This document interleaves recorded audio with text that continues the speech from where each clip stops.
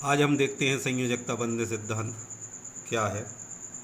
तो लुईस सिद्धांत में कुछ प्रश्नों के उत्तर नहीं मिल पाए थे, जैसे समान आवेश वाले साझा क्यों नहीं कर पाती, या बंध शक्ति व बंध लंबाई भिन्न भिन्न क्यों होती है, सहसंयोजी बंध बनने में ऊर्जा किस प्रकार कम होती है आदि। उपरोक्त जो प्रश्न हैं, परमाणुओं के मध्य इलेक्ट्रॉनों के साझे से बंध निर्माण का लुईस सिद्धांत उपरोक्त प्रश्नों का उत्तर नहीं दे पाया, इसलिए नए सिद्धांत का प्रतिपादन किया गया जिसे संयोजकता बंध सिद्धांत कहते हैं। इसको समझने के लिए H2 अणु का परमाणुओं द्वारा निर्माण के उदाहरण के रूप में लेते हैं। इलेक्ट्रॉन जो होता है वो कण व तरंग की भांति व्यवहार करता है। अब देखते हैं कि परमाणु का वह भाग, वह त्रिमितीय क्षेत्र जहां इलेक्ट्रॉन पाए जाने की संभावना सर्वाधिक होती है, कक्षक कहलाता है। कक्षक यानी ऑर्बिटल कहलाता है। कक्षक इलेक्ट्रॉन अभ्र के समान होता है, अर्थात बंध निर्माण में इलेक्ट्रॉन अभ्र की भूमिका होती है। जो कक्षक होता है वो इलेक्ट्रॉन क्लाउड के रूप में होता है और बंध निर्माण में इसी इलेक्ट्रॉन क्लाउड की भूमिका होती है। हाइड्रोजन के दो परमाणु देखते हैं जिनमें चक्रण एक समान है। अगर चक्रण एक समान है तो इनमें बंध नहीं बनेगा, ऊर्जा बढ़ जाएगी क्योंकि।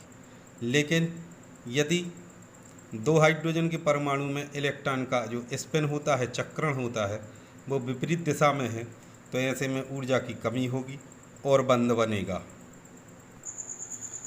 इस प्रकार यदि विपरीत चक्रण है तो बंध बनेगा।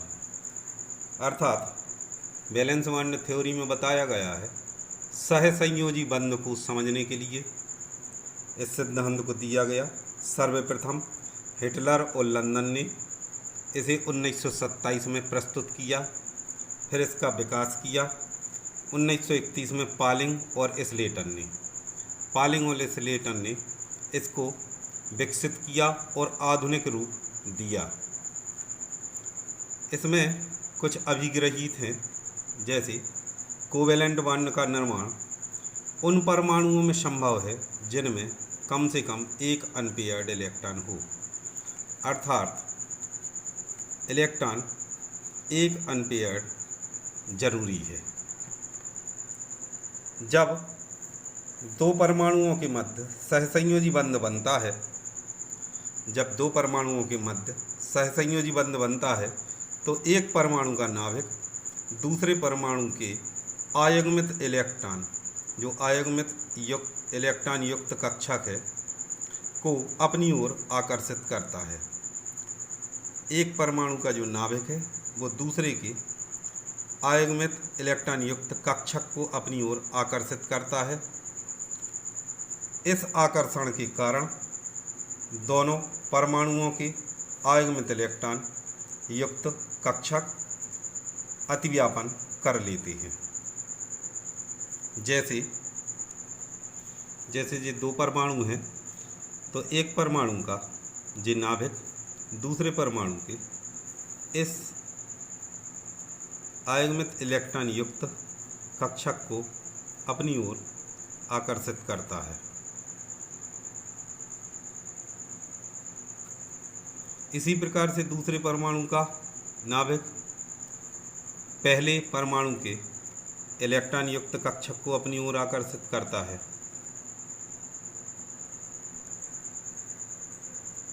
इसमें इन दोनों कक्षकों के इलेक्ट्रॉन विपरीत चक्रण में होते हैं, तभी ओवरलैपिंग यानी अतिव्यापन होगा। जैसे यहाँ पर हम देखते हैं दो परमाणुओं के s ऑर्बिटल हैं, इनमें चक्रण एक ही दिशा में है, तो ऐसे में अतिव्यापन नहीं हो सकता, अतिव्यापन असंभव है। लेकिन यदि दो परमाणुओं के कक्षकों में विपरीत चक्रण है, स्पिन अपोजिट साइज है, तो इस प्रकार अतिव्यापन हो जाएगा। यह अतिव्यापन जब होता है तो यह अतिव्यापन ही ऊर्जा की कमी तथा सहसंयोजी बंध निर्माण कराता है। इनमें विपरीत चक्रण है। विपरीत चक्रण होने के कारण ऊर्जा की कमी होती है, अतिव्यापन होता है और बंध का निर्माण होता है। अतिव्यापन के द्वारा दोनों नाभिकों के मध्य सांद्रीकृत इलेक्ट्रॉन अभ्र ही सहसंयोजक बंध कहलाता है। इसको हाइड्रोजन के अणु में देखते हैं।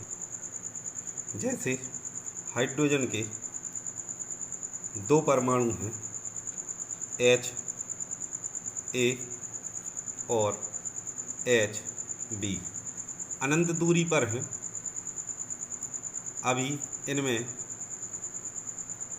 कोई आकर्षण नहीं होगा, लेकिन जब अनंत दूरी से ये दोनों हाइड्रोजन परमाणु एक दूसरे के निकट आते जाते हैं, तो जब ये निकट आते जाते हैं तो दोनों परमाणुओं के बीच में ये दोनों परमाणु आकर्षण बल का अनुभव करेंगे। अब ये दोनों परमाणु पास पास आ गए हैं, तो ये दोनों परमाणु आपस में आकर्षण बल का अनुभव करेंगे और इस प्रकार से दोनों कक्षकों के मध्य में, दोनों परमाणुओं के मध्य में अतिव्यापन हो जाता है। अतिव्यापन होता है और दोनों परमाणुओं के मध्य में एक क्षेत्र बनता है जिसे सहसंयोजी बंध कहते हैं। जब ये दोनों कक्षक या परमाणु अति समीप आ जाते हैं तो इनमें प्रतिकर्षण का अनुभव भी होता है। अब दोनों परमाणुओं के नाभिकों के मध्य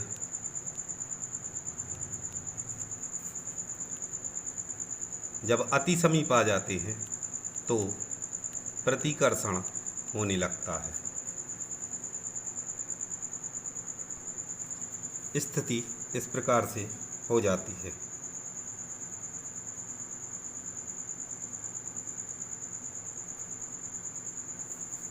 अब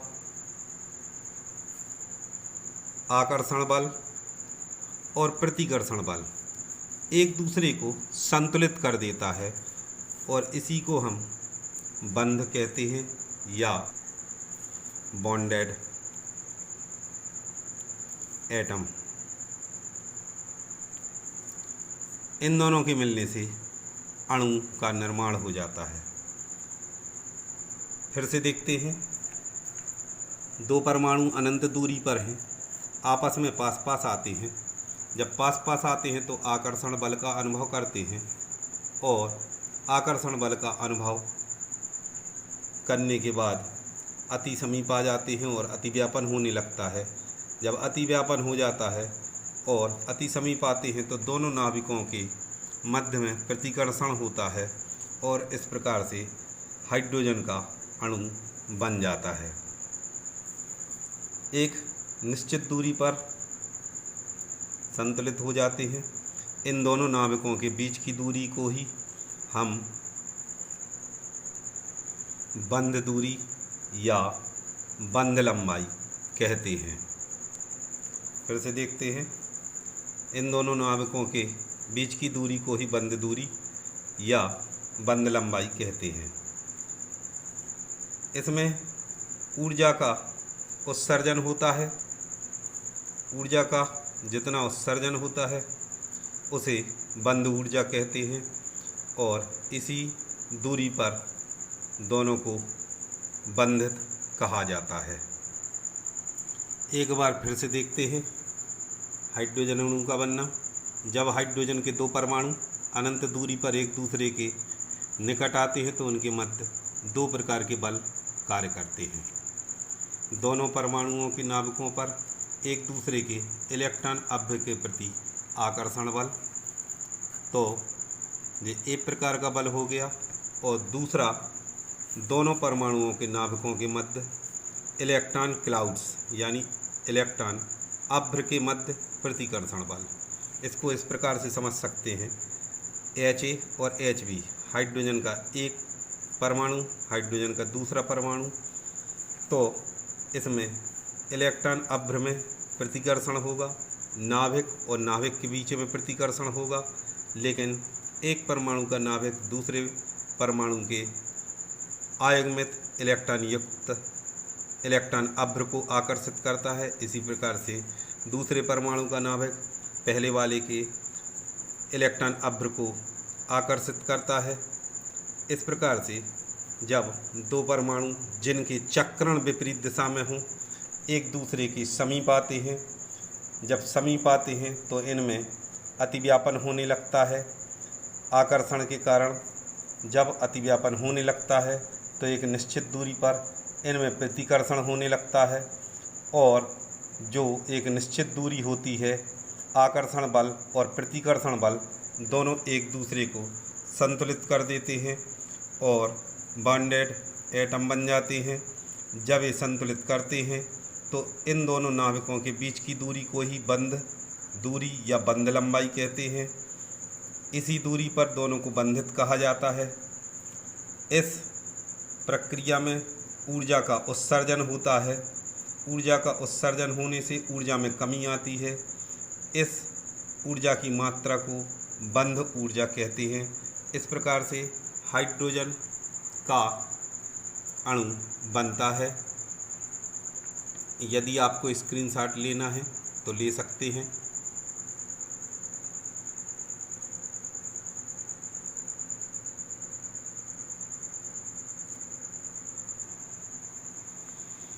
दोनों के बीच में जो बॉन्ड लेंथ होती है हाइड्रोजन के बीच में वो 0.74 एंगस्ट्रॉम होती है।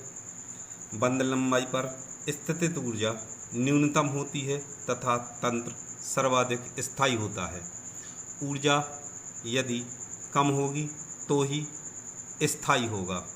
हाइड्रोजन अणु में हाइड्रोजन परमाणु की तुलना में 435 किलो जूल प्रति मोल ऊर्जा कम होती है। अतः यह कहा जा सकता है कि हाइड्रोजन जो अणु बनता है सहसंयोजक बंध के द्वारा, तो इसमें बंध की शक्ति या बंध ऊर्जा 435 किलो जूल प्रति मोल होती है। इसका भी स्क्रीनशॉट ले लीजिए।